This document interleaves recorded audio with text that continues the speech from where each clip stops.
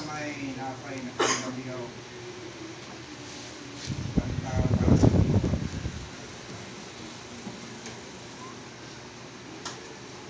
So kung wala, iman nga kung ang karoon mga ekson, tawag yun just doon na tayo pipila ka mga utang nga mong busitan. Now, sarili pa,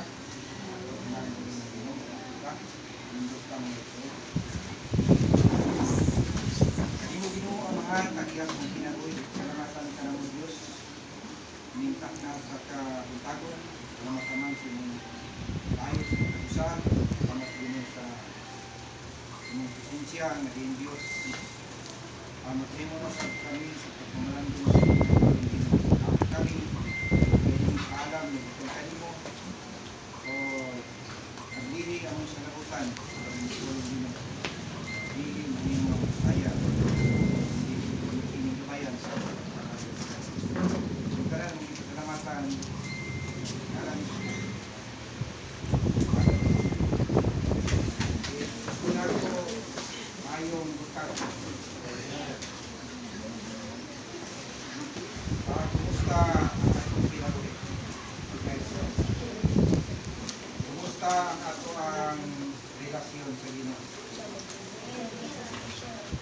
Sumala pa sa 1 Kapitulo 1 versikulo 12, tanan nga nito, tanan gidawat singalan, naghatag siya kanong sa Dios.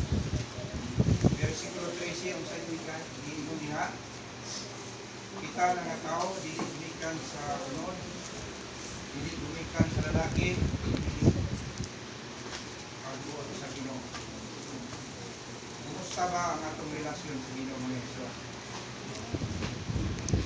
Iunsa ba nato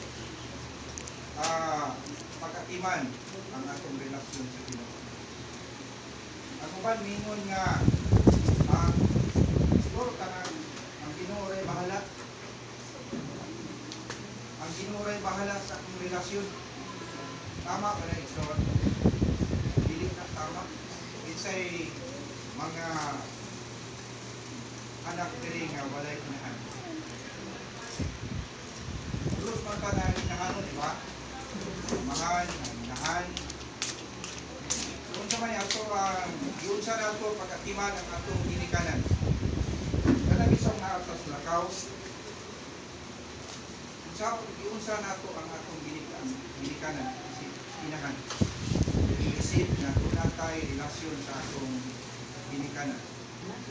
Di ba mga itatakahuran? Ayong gabi, ang bantod, mingon na bilang ko mo ngayo, ngayong gabi, basta kayo mag-lis lang.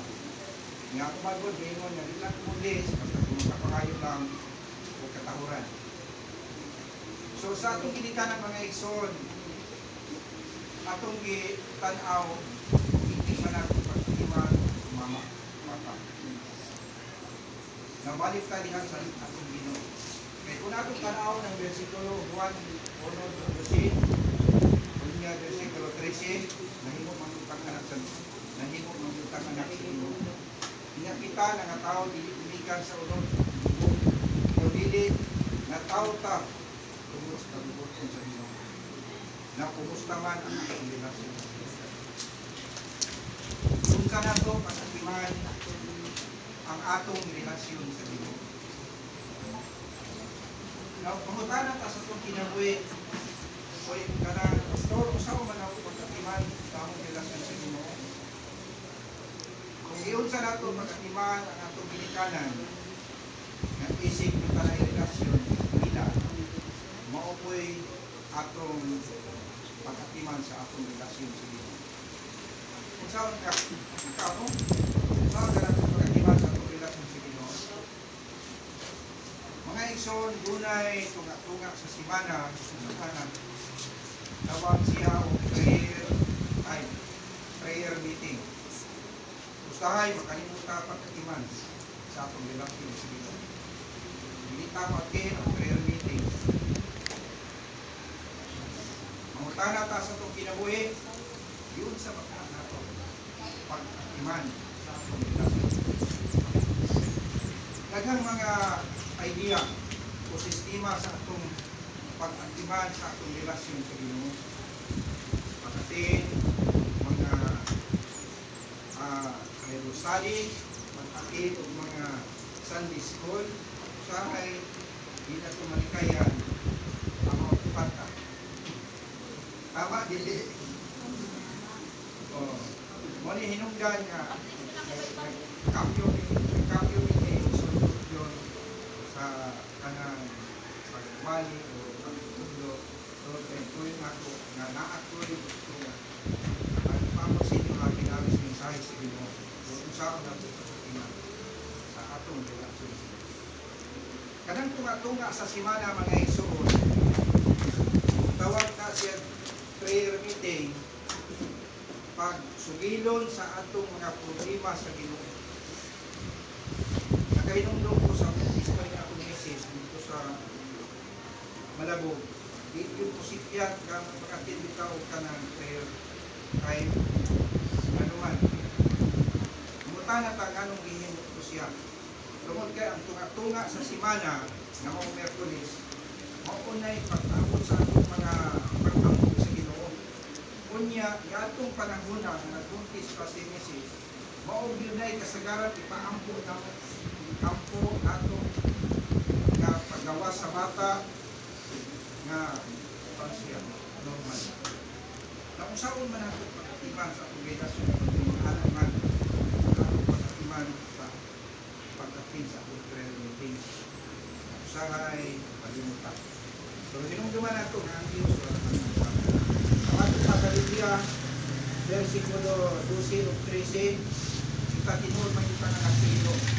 Kung ang atong pagkaanak sa Ginoo, dili man ni umikan sa unod, ni sa dugo, nila ni sa lalaki.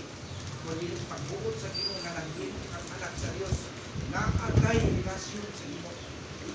Naatay relasyon sa kapangutara sa pinag-iin sa nato pag-atiman. Usahan na ito pag-atiman sa atong relasyon.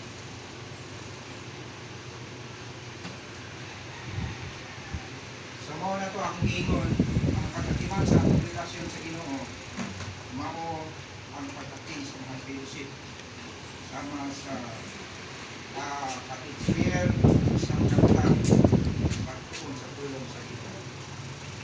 Now, sa niagi na itong pagtuon mga igsoon,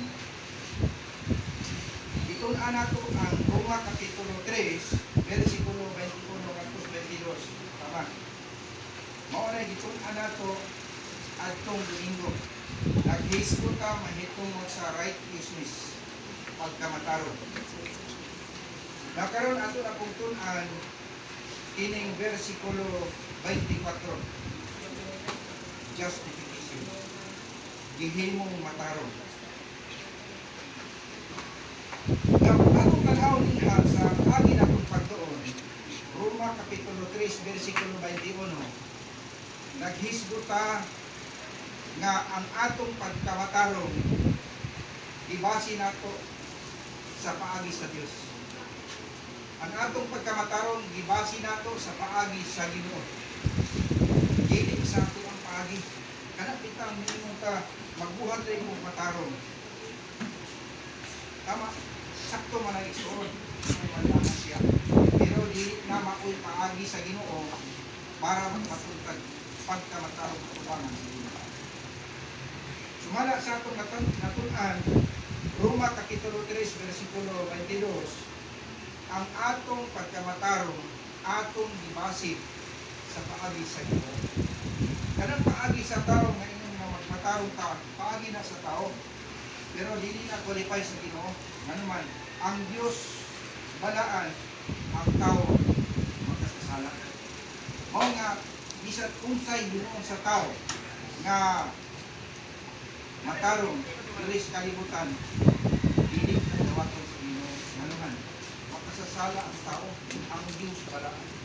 Mao nga ang atong pagkamatarong sumala sa atong natutan ni adtong Domingo, ang atong pagkamatarong wala nato ibase sa ato ang pagwaling ng buhatan.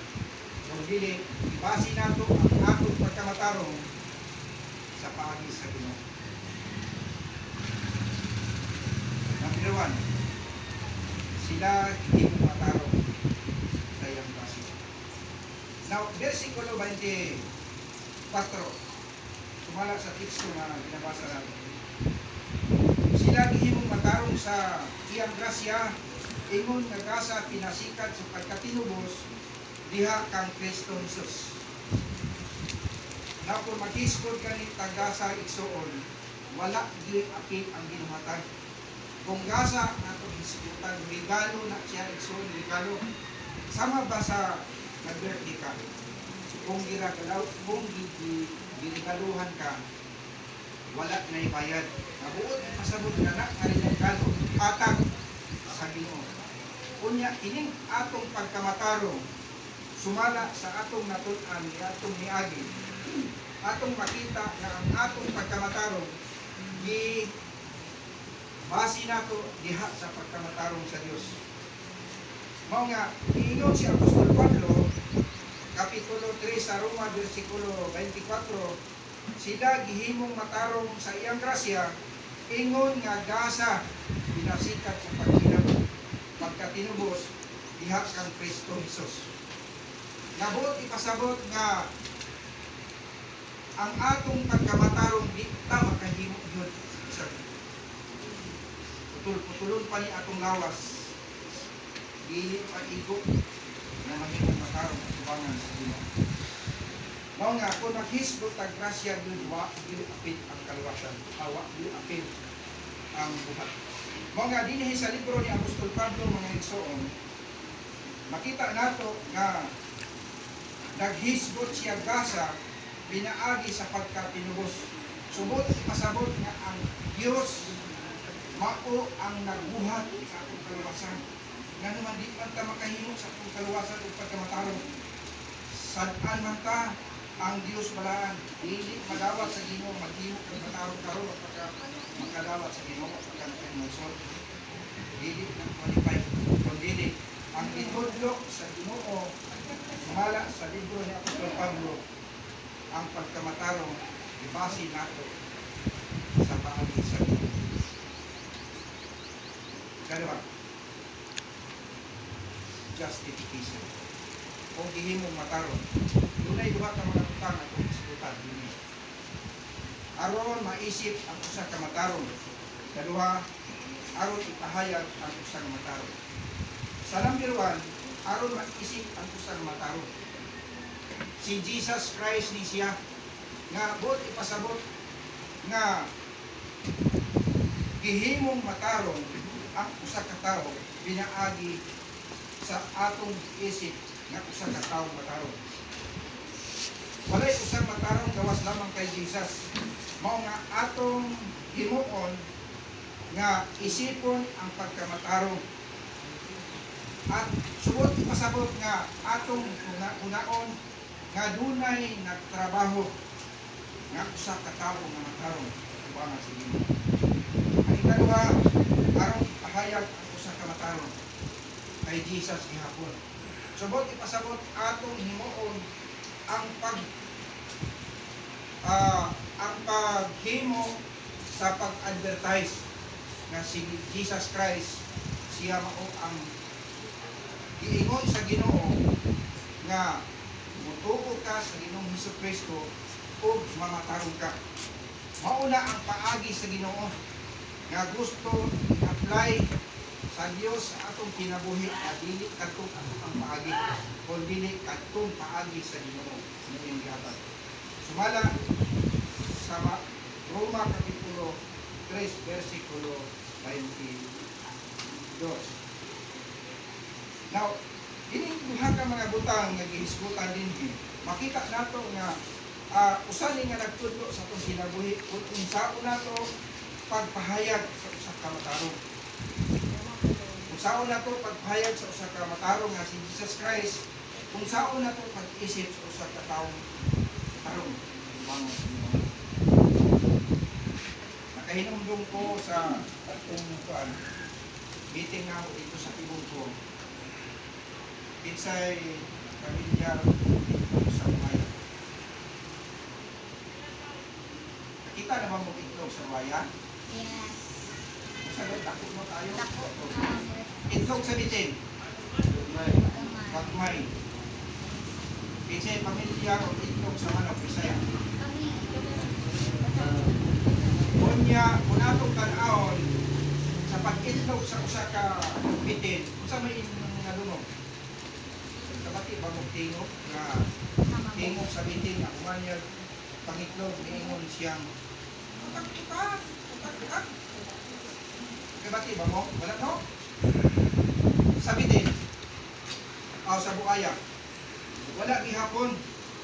Pero sa manok, Bisaya, sa dihang tagak na inyong itlog sa iyahang lubot, miingon din siya, putak, putak. Asa man ang halinon nga itlog. Sa buhaya, sa bitin, sa manok. Nanuman, ang halinon naman ang itlog sa manok. Kay makaon. Iyang gi-advertise. O, gisilstock niya ba? O, gisilstock niya. Mao na ang halinon ng mga itlog karon. Isampat nito matupagpalingi. So atong paghilaon na anak atong pag-advertise. Pag-advertise nato sa duha ka butang na atong ikan. Atong i-advertise nga ang Dios atong maisip nga matarong aron atong ipahayag ang usa ka matarong.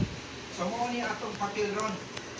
Atong ipahayag nga si Jesus matarong o maupod ni gitudlo samahan nga diya sa una itong pagmatarong. Roma Kapitulo 3, versikulo 22, ingon siya, tumutuo ka sa ilong sa Kristo, tumutuo matarong ka.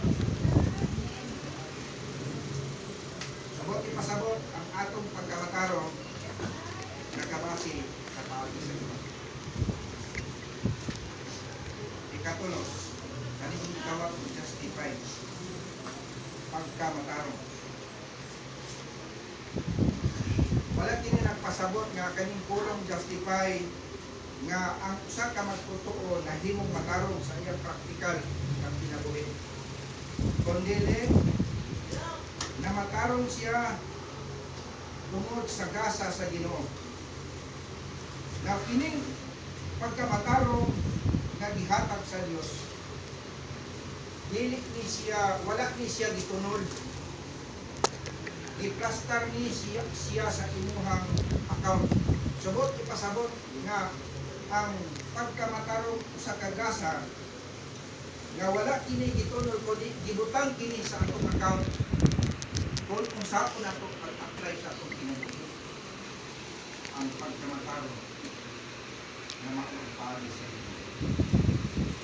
Ngayon, ang Diyos, Roma Kapitulo 3, versikulo 22, ang pagkamatarong gikan sa Diyos, ingon siya sa 22, motulog ka sa Diyos Jesus o mamatarong ka.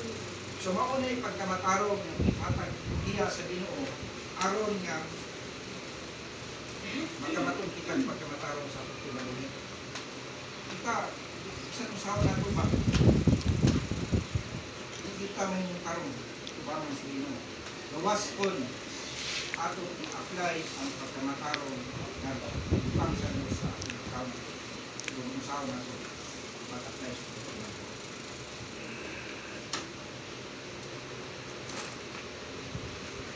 Kay si Jesus Christ mga igsoon, makita nato na usa ka matarong. Pero ang iyang pagkamatarong dili parehas sa atong pagkamatarong na gihatag sa Ginoo. Ang pagkamatarong ni Jesus Christ, iya ning gisikreto sa mahan kay parehas sila Dios manluluwas. Mo nga ang atong pagkamatarong makita nato nakabase ta sa paagi sa Ginoo. Nakabase tungod kay ang pagkamatarong nga gikan sa Dios mao ang pagtulog ni Jesus Christ. Ingon nga atong Ginoo manluluwas. Ikaw sa being justified. Now, matong pa din sila gihimong matarong sa iyang grasya. Roma Kapitulo 3, versikulo 24. Sila himong mataron sa iyang grasya, himong nagkasa sa pagkatinubos diha kang Kristo Jesus na atong Ginoo. Kung maghisgot kang gasa usa ka regalo, kunya ang regalo mao ang pagkamataron sa Dios. O mo ni ingon ni Apostol Pablo, ato pahayag ang usa ka tawo mataron. Na mao si Jesus Christ. Ato isipon nga ang pagkamataron na luyos akong kinabuhi, siya ang naghatag natong pagkamataron uban sa plano sa Ginoo. Now, kung atong panaaw din Roma Kapitulo 5, Roma Kapitulo 5, versikulo 9.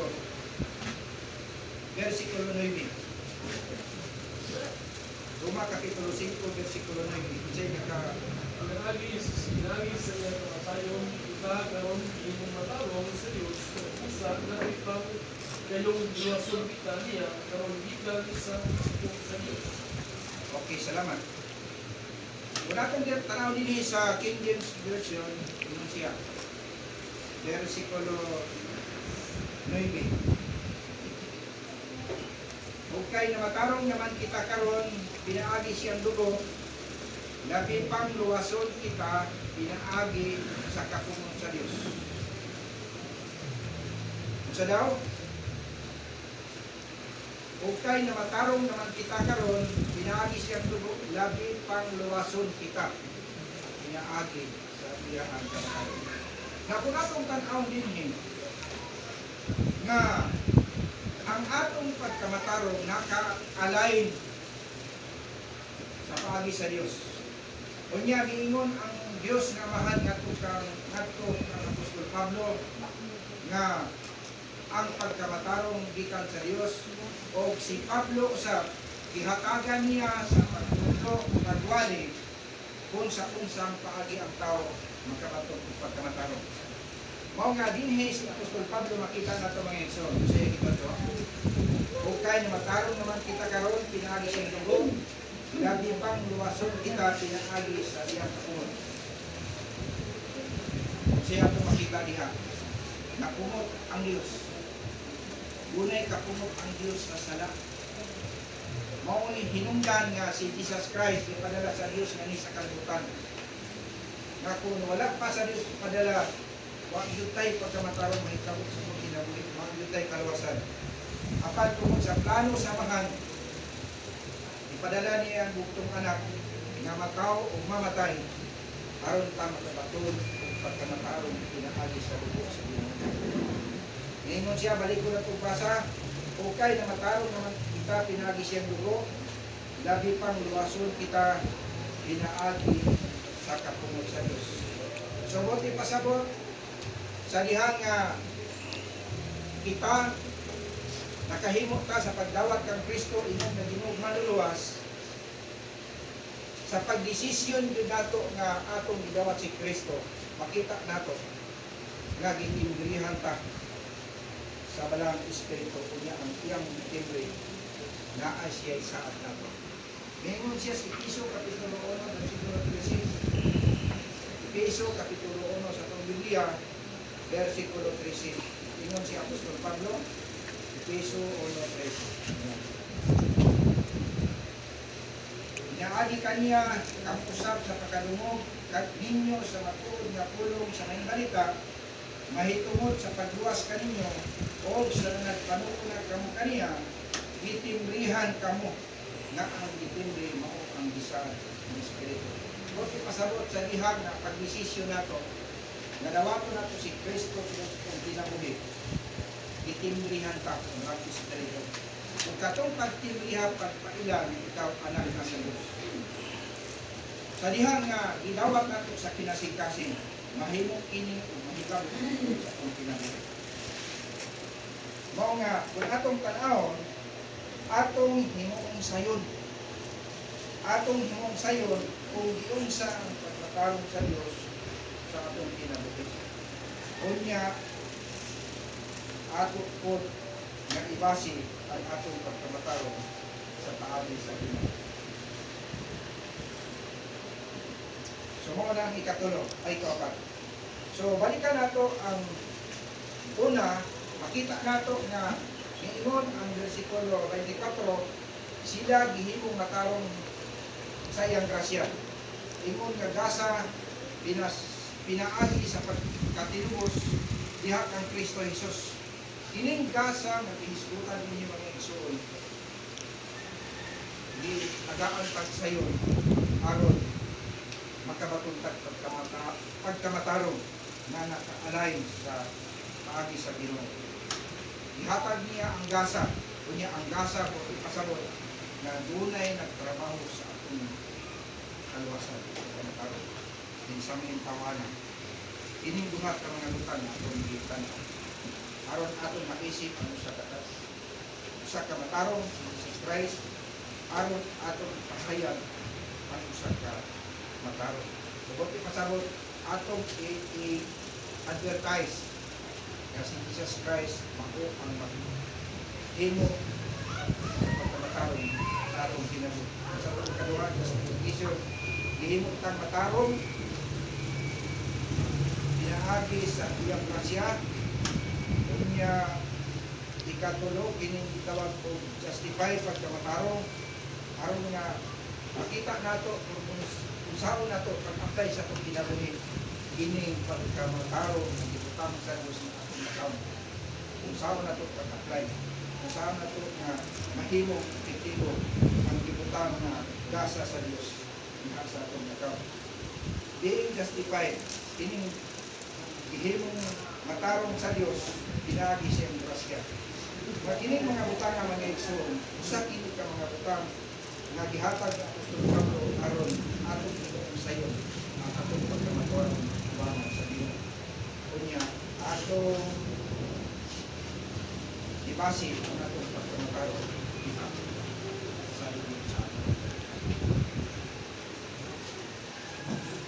Manghinaot ko mga igsoon nga bisan upo lang ni ato ang mensahe naatay kamay nga natutok kung saan nato o sa unsang paagi kita nagpatong pagkamataro. Pus muna ko ipunsa nato ang akiman ng ato kalamtaman bilang ko ng Diyos magkakaroon ng sigurong pag-ibig nato na sa pagkamataro. Ano ginawa mahal nga malaan sa Diyos ang ginawa salamatan ka na mo Diyos ang kaknang sa karutuhon. Salamat ang mahal sa inyong kaayot. Salamat sa inyong napulong bisan pa ng sa school at hakot sa divine work. Pasalamat kami Ginoo tulong sa inyong kaayot sa mga siya. Kami imong gitagaan o giyak kung sa kung paagi Ginoo nga kami magkamataro na makakain ka. Mahal, pamilya ko sa ikaw mag-uot sa mga. Ngayon salamatan ang ngalan ni Kristo na hindi mo maluluras. Amin.